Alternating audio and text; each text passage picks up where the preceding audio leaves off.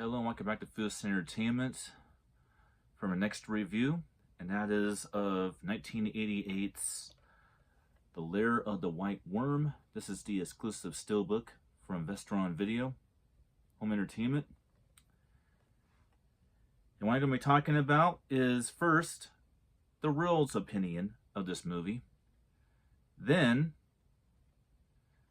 what my opinion of the film is, and address the issues that I believe the world has with the movie, and then close with a short little tiny segment talking about the catalog quality of this limited edition steelbook.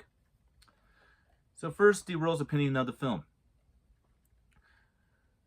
The world doesn't have a lot of good things to say about this movie in terms of critics. They say that it's a very silly, forgettable vampire film that has to do basically with changing the lure of the vampire to snake-like vampires. We go off of pagan mythology, which comes to the plot of the film. I will mention the plot of the film as well. It's a very simple one. Basically, our villain is a snake-like vampire that's immortal, that wants to bring upon this pagan vampire god with human sacrifice. You have a archaeologist played by Dr. Who himself. I believe is the 12th Doctor. And basically, you also have this descendant of this sort of like royal family that exists in this England town that this film takes place in, that is destined to battle it with this big mythological worm god thing. And that's basically the plot of the film. The short, sweet, to the point plot of the film. Now, my opinion of the film. I actually like The Lair of the White Worm. I know it's a film that's not looked great upon, is frowned upon, but I actually like 1988's The Lair of the White Worm. I find the film to be a product of its time, for sure, but film that is very nostalgic. And I'll just say it. Having Hugh Grant go up against a new sort of type of vampire that we haven't seen before is actually very intriguing. The villain, which is our female vampire villain, is very, very sexy and seductive. Definitely, in my opinion, worthy of seducing men and even children in this film.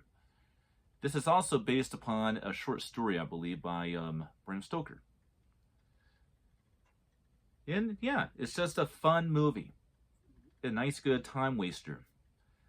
Now addressing the issues that the world has with it.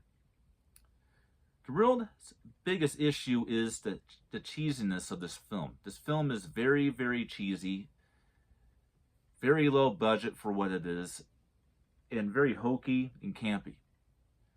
Well, this is a low budget 1988 vampire movie that fell off the radar, made from a low budget company. Of course it's going to be.